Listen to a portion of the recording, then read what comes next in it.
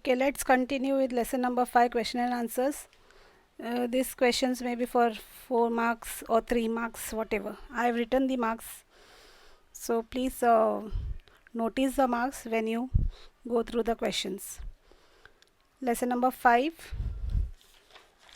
Okay, so I am continuing with lesson number 5, India's Heritage of Science and Technology.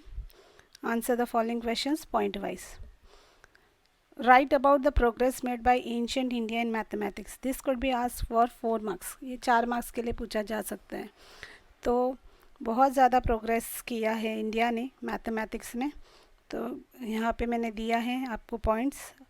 Please आप अच्छी तरह से इसको गो थ्रू करना. Okay, the progress made by ancient India in mathematics. सबसे पहले तो discovery of zero, decimal system, algebra, theorem of Baudhayana, geometry, arithmetic, ये सारा कुछ इंडिया का गिफ्ट है वर्ल्ड के लिए इन the field of mathematics. Okay, और इंडियन मैथमेटिशियंस ने जो है इतना ज़्यादा नंबर्स के बाद में, मतलब जैसे नंबर 1 के बाद में 53 ज़ीरोज़ लगा के उसको कैसे नेम करना है वो भी हमारे इंडियन मैथमेटिशियंस ने ही बताया है. ओके, और आर्कियोलॉजिस्ट जो होते हैं ना, उन्होंने भी बहुत सारे वेइंग मशीन्स, मेजरिंग मशीन्स, उन्होंने इंस्ट्रूमेंट्स, उन्होंने जब मोहनजोदारो और हड़प्पा का जो एक्सकावेशन हुआ था उस टाउन का, तो तब उनको ये मेजरिंग और वेइंग मशीन भी वहाँ से मिला गया. तो ये एक अच्छा साइन है कि हमारे हम प्रूव कर सकते हैं कि even at that time they had measuring machines और वेइंग मशीन्स, ताकि वो लोग चीज़ों को मेजर कर सके. ओके, और जो भास्कराचार्य है ये एक मैथमेटिशियन है जिन्होंने 2 बुक लिखा था इन दी 12th सेंचुरी, लीलावती गणित और बीजगणित. ये भी याद रखो. देखो, एक तो आप आर्यभट्ट के बारे में याद रख सकते हो, भास्कराचार्य के बारे में याद रख सकते हो, राइट. और उन्होंने ये डिस्कवर किया कि कैसे एडिशन और सब्ट्रैक्शन कैसे करना है, उसका साइन का डिस्कवरी उन्होंने किया. फिर नेक्स्ट एक जो मैथमेटिशियन है ब्रह्मगुप्त. ओके, उनका जो था डिस्कवरी वो था कि उन्होंने बताया कि कैसे आप इक्वेशंस यूज़ कर सकते हो मैथ्स में. तो ये बहुत ही याद रखने लायक है. तो मैंने बताया आपको आर्यभट्ट, भास्कराचार्य, ब्रह्मगुप्त.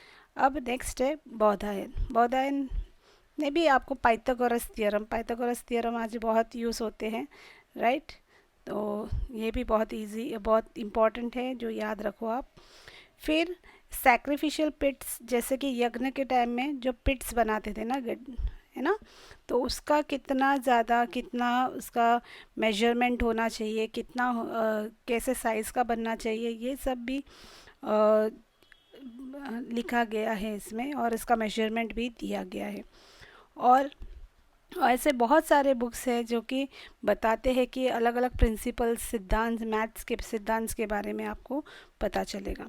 आर्यभट्ट ने बहुत ज़्यादा डिस्कवरी किया मैथ्स में, इसीलिए उनको फादर ऑफ मैथमेटिक्स कहते हैं. तो ये याद रखिए आप लोग, father of mathematics Aryabhata. Okay, और उन्होंने एक बुक लिखा जिसका नाम है आर्यभट्टियम. ओके, ये याद रखो. उन्होंने पाई का वैल्यू दिया था, जो पाई आप सरकमफ्रेंस ऑफ सर्कल या फिर आप एरिया ऑफ सर्कल ढूंढने के टाइम में जो पाई का वैल्यू है वो आर्यभट्ट ने ही बताया था कि उसको 3.14 करके ले सकते हैं या 22/7. ओके, और उन्होंने बहुत सारे ऐसे अलग अलग मेथड्स भी बताए थे जिसको अष्टांग मेथड बोलते हैं, जैसे कि मल्टीप्लिकेशन, एडिशन है, स्क्वायर रूट है, क्यूब रूट है, right, etcetera.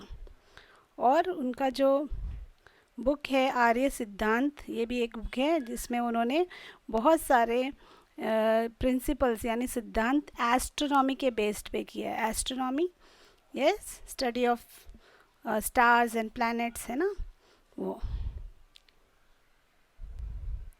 Apart from this, many scholars have contributed various aspects of mathematics in their works and books. तो इसके अलावा भी बहुत सारे ऐसे मैथमेटिशियंस हैं या स्कॉलर्स हैं जिन्होंने कंट्रीब्यूट किया है, पर ये सारे इतने सारे जो मैथमेटिशियंस उनको याद रखना ज़रूरी है। और इसमें से जो दो स्कॉलर्स के नाम आप देख सकते हो, एक है कटियायन एंड भास्कराचार्य। ओके, तो ये याद रखना। तो ये सारे हैं जो प्रोग्रेस किए थे इंडिया ने, एंशिएंट इंडिया ने मैथ्स में। अब हम लोग देखते हैं कि व्हाट इज़ एस्ट्रोनॉमी और उसका क्या ज़्यादा इम्पोर्टेंस रहा है एंशिएंट इंडिया से, और आज भी लोग उसमें कितना ज़्यादा बिलीव करते हैं वो देखते हैं। Many works related to astronomy have been written in India. Okay, बहुत सारे ऐसे बुक्स हैं जो कि एस्ट्रोनॉमी के बेस्ड है, लिखा हुआ है, इंडियंस ने लिखा है। Ancient university of India did systematic and deep study of astronomy. तो एस्ट्रोनॉमी वही जो प्लैनेट को ना एस्ट्रोनॉमर्स जो होते हैं, राइट, वो जो स्टडी करते हैं उसको बोलते हैं astronomy, right. Indian scholars studied planets and their movements, constellation and other celestial objects in several mathematical calculation. तो कैसे प्लैनेट्स, कितने प्लैनेट्स है ना सोलार सिस्टम में, और उसका क्या रोल है हमारे सोलार सिस्टम में, ये है ना, उसके मूवमेंट्स के बारे में। फिर बहुत सारे जो कॉन्स्टलेशन यानी ग्रुप ऑफ स्टार्स के बारे में है ना, बहुत सारे और भी अलग अलग जो ऑब्जेक्ट्स है जो हमारे स्पेस में है, उसके बारे में, कैसे उसको कैलकुलेट करना है, मैथमेटिकली कैसे कैलकुलेट करना है, वो सब बताया गया है। They also use to make several prediction by studying the movement of planets, है ना। तो बहुत सारे प्लैनेट्स का जो मूवमेंट है उसके बेस्ड पे वो लोग क्या करते हैं कि बहुत सारा चीज़ों को वो लोग पहले से ही बता सकते हैं, प्रिडिक्ट कर सकते हैं। Aryabhata made a remarkable contribution in the field of astronomy. तो आर्यभट्ट सिर्फ मैथमेटिशियन नहीं थे, वो एक एस्ट्रोनॉमर भी थे, राइट। एस्ट्रोनॉमी में भी उनका बहुत इंटरेस्ट था। इसीलिए इंडिया का जो फर्स्ट सैटेलाइट लॉन्च हुआ था ना, वो आर्यभट्ट के नाम से लॉन्च हुआ था। और उनका ये कहना था कि अर्थ जो है, उन्होंने बताया था कि अर्थ rotates on its own axis, जिससे हमें डे एंड नाइट मिलता है, राइट। तो इसका जो प्रिंसिपल है, इसका जो थियोरी है, या फिर उन्होंने डिक्लेयर किया कि अर्थ rotates on its own axis, तो वो एक एस्ट्रोनॉमर भी थे। और उन्होंने ये भी प्रूफ किया कि कैसे लूनार एक्लिप्स है ना होता है। लूनार एक्लिप्स क्या है आपको, सोलार एक्लिप्स और लूनार एक्लिप्स क्या है। सोलार एक्लिप्स आके और सूर्य ग्रहण है, और लूनार एक्लिप्स यानी कि जो चंद्र ग्रहण है। तो इसको भी उन्होंने रीज़न के साथ में बताया कि कैसे लूनार एक्लिप्स होता है, राइट। तो ये है एस्ट्रोनॉमी पे।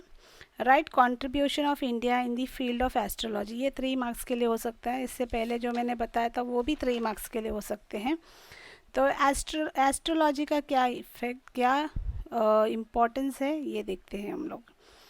Ancient university of India did systematic and deep study of astrology. तो बहुत सारे यूनिवर्सिटीज़ में एस्ट्रोलॉजी का डीप स्टडी किया जाता था, बहुत सारे लोग इसमें इंटरेस्टेड थे। इंडियन स्कॉलर स्टडीड प्लैनेट्स, जैसे कि आपने एस्ट्रोनॉमी देखा था कि वो अलग अलग प्लैनेट्स के बारे में, मूवमेंट्स के बारे में, उसका क्या असर होता है ना, ये सब, ये एस्ट्रोनॉमी एस्ट्रोलॉजी ये पे ज़रा क्या लोग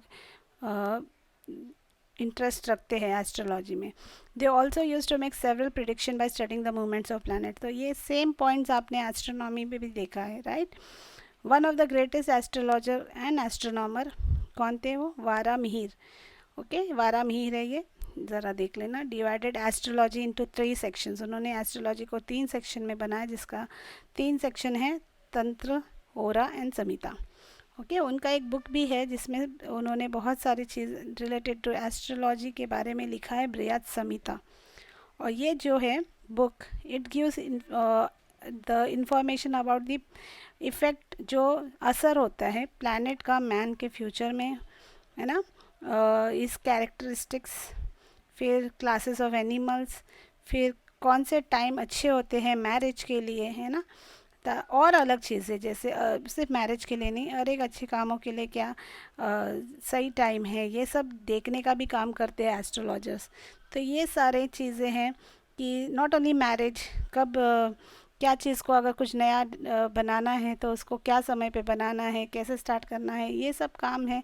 एस्ट्रोलॉजी थोड़ा से आप प्लैनेट्स का और वो सब का मूवमेंट्स को देख के क्या करते हैं लोग, उसके अनुसार करते हैं। तो ये है contribution of India in the field of astrology. Next है वास्तुशास्त्र। वास्तुशास्त्र ये जो है 2 मार्क्स के लिए पूछा जा सकता है। ओके, तो वास्तुशास्त्र है क्या? It is a science of architecture, ये याद रखो। और it gives guidelines for constructing things on the principle of vastu. Vastu के ऊपर यानी वास्तु के प्रकार यानी उसके ऊपर निर्भर होके आप चीज़ों को कंस्ट्रक्ट करते हैं ना, कंस्ट्रक्ट करने के जैसे कि Vastushastra give information for constructing houses, temple, palaces और stable forts I mean store house for ammunition and also town planning. तो वास्तुशास्त्र के अनुसार यानी देखते थे कि कौन सा राइट प्लेस है, कहाँ पे क्या बनाना है, क्या चीज़ कहाँ पे आप डोर कहाँ पे लगना चाहिए, विंडोज़ कहाँ होने चाहिए, है ना, मंदिर कहाँ प्लेस होना चाहिए, ये सब चीज़ जो है वास्तु के हिसाब से करते हैं। Vastushastra provides information for selecting a location, shape, structure, planning of things, planning of temples, planning dining room, bedroom etcetera. तो वास्तुशास्त्र के अनुसार जो देखते हैं, हर एक के लिए नहीं है ये, जो उस पर विश्वास करते हैं वो लोग उसके अनुसार अपने घर को डिज़ाइन करते हैं और वो सब करते हैं। इट्स नॉट नेसेसरी कि सबको करना ही है, जिसका बिलीफ है उसमें वो लोग वो करेंगे, राइट। तो ये है कुछ वास्तुशास्त्र के बारे में।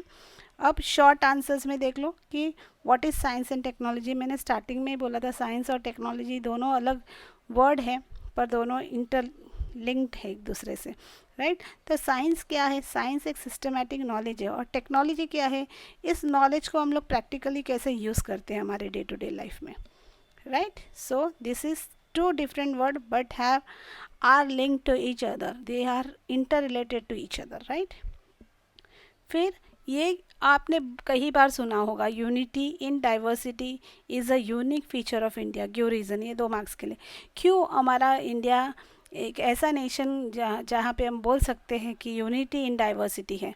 क्यों? क्योंकि बहुत सारी चीज़ों में हम लोग डाइवर्सिफाइड है ना, बहुत सारे चीज़ों में हम लोग अलग अलग है, फिर भी हम लोग क्या करते हैं, एक साथ रहते हैं। तो इंडिया का जो कल्चर है बहुत ही वैरिड है, बहुत ही अलग है, बहुत ही डिफरेंट है, बहुत ही वैरायटी से भरा हुआ है ना। पर यहाँ पे कोई रिजिडिटी या ऑर्थोडॉक्सी का कोई भी काम नहीं चलेगा। हाँ, लोग मानते हैं पर वो उनका सोच है, पर ये होना गलत बात है। और बहुत सारे लोग अभी आजकल ब्रॉड माइंडेड हो गए हैं, नैरो माइंडेड से ब्रॉड माइंडेड हो गए हैं और सारी चीज़ों को वो लोग एक्सेप्ट करना स्टार्ट कर दिए हैं, राइट। दूसरों को वो टॉलरेट करते हैं, लोगों को रेस्पेक्ट करते हैं। तो ये एक अच्छी चीज़ है इंडिया में, ऐसा कहीं पे भी आप कोई देश में नहीं देख सकोगे।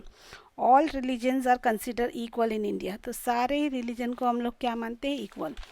It is a combination of science and religion, practical knowledge, materialistic etc. Indian culture also preaches tolerance. तो इंडिया जो है इसमें बहुत सारे चीज़ें इंक्लूडेड है, जैसे कि साइंस है, रिलीजन है ना, बहुत सारे थिंग्स है, मेटेरियलिस्टिक थिंग्स है, राइट। जो कि सारे चीज़ें होने के बावजूद भी हम इंडिया का जो कल्चर है किस चीज़ को प्रीच कर रहा है यहाँ पे? टॉलरेंस को, यानी टॉलरेट करना है हम लोगों को, हर एक लोगों को, क्योंकि अलग लैंग्वेजेस है, अलग अलग रिलीजन है, अलग अलग बोली है ना, बहुत सारे अलग रहने का तरीका अलग है लोगों का। तो सब चीज़ को हम क्या करते हैं? टॉलरेट करते हैं। In spite of vast difference among the communities of India, Indians respect each others religion, lives and values. तो बहुत सारे डिफरेंसेस होने के बावजूद भी इंडियंस क्या करते हैं? एक दूसरे को रेस्पेक्ट करते हैं, उनके वैल्यूज़ को रेस्पेक्ट करते हैं, उनके रिलीजन को रेस्पेक्ट कर सकते हैं। तो ये इसीलिए हम लोग कह सकते हैं कि इंडिया डाइवर्सिटी इतना सारा है फिर भी हम लोग कैसे रहते हैं? यूनिटी में रहते हैं। India's contribution in science and technology has earn it's world wide fame. जो रीज़न, ये भी 2 मार्क्स के लिए है। साइंस और टेक्नोलॉजी का जो कंट्रीब्यूशन है इसकी वजह से इंडिया को बहुत ज़्यादा वर्ल्ड वाइड फेम मिला है, बहुत फेमस हो गए हैं। कैसे? क्योंकि हमारे यहाँ पे बहुत सारे ऐसे सेजेस थे, सेंट्स थे, है ना, सेंट्स थे, स्कॉलर्स थे, जिन्होंने कि कंट्रीब्यूट किया है साइंस एंड टेक्नोलॉजी को प्रोग्रेस करने में, और मिलकर उन्होंने बहुत ज़्यादा, तो ये इनवैल्यूएबल कंट्रीब्यूशन है उनका towards our science and technology के हेरिटेज के लिए, राइट। हेरिटेज क्या है? Heritage is the gift from our forefather, invaluable gift from our forefather. तो ऐसे लोगों ने इसमें क्या किया, कंट्रीब्यूट किया है। तो आउटस्टैंडिंग कंट्रीब्यूशन बहुत सारे अलग अलग चीज़ों में हम लोगों ने देखा ना। साइंस एंड टेक्नोलॉजी जब हम लोग स्टार्ट किए तब से हम देख रहे हैं, मेट्रोलॉजी के बारे में पढ़ा हम लोगों ने, केमिस्ट्री के बारे में, है ना, साइंस, मेडिकल साइंस के बारे में पढ़ा, सर्जरी, मैथ्स, है ना, एस्ट्रोनॉमी, एस्ट्रोलॉजी, फिज़िक्स के बारे में, है ना। तो ये सारे चीज़ों में लोगों ने, हमारे एंसेस्टर्स ने, हमारे पूर्वजों ने क्या किया है, बहुत ज़्यादा कंट्रीब्यूट किया है, जो हम लोगों ने अलग अलग आंसर्स में डिस्कस किया है। तो ये हमारे लिए बहुत ही ज़्यादा गर्व की बात है। It's a matter of great pride for us. Yes, modern researchers have agreed and proved that India, along with religious outlook, had also superb scientific outlook towards things and events. सिर्फ मतलब धार्मिक चीज़ों पे ही नहीं, पर साइंटिफिकली भी उस चीज़ को कैसे सही है गलत है वो चीज़ पे भी बहुत ज़्यादा अभी आज लोग अपना जो नज़रिया है बदल रहे हैं। तो इस तरह से लोग क्या हो रहे हैं, एडवांस्ड हो रहे हैं। Most of the world level research had used India's theories, invention and discovery. तो बहुत सारे अलग अलग रिसर्चर्स, इंडिया का जो डिस्कवरी है ना, बहुत सारी जो थियरीज और इन्वेंशंस जो इंडिया ने किया है उसको यूज़ किया है रिसर्च के लेवल के लिए। दस this could be said that India's contribution in science and technology has earned it worldwide fame। तो इसीलिए हम बता सकते हैं कि हमारा जो साइंस और टेक्नोलॉजी में जो एडवांसमेंट हुआ है, ये हमारे देश के लिए बहुत ही ज़्यादा गर्व की बात है, और देश भर में और दुनिया भर में हम लोग क्या हो चुके हैं, फेमस हो चुके हैं। तो मैंने इतने ही क्वेश्चन आंसर्स अभी आपके लिए प्रिपेयर किया है इस लेसन के लिए, और ये सारे इम्पॉर्टेंट क्वेश्चंस हैं मेरे हिसाब से, जो कि 3 मार्क्स और 4 मार्क्स और 2 मार्क्स के लिए मैंने दिया है। तो आप प्लीज़ गो थ्रू करो इस क्वेश्चन आंसर्स के वीडियोस पे, और मुझे आई बिलीव दैट आपको ये बहुत यूज़फुल रहेगा, और आपके एग्ज़ाम्स में बहुत आपके लिए हेल्पफुल रहेगा ये। तो that's all for this video. Will meet in the next video. Thank you.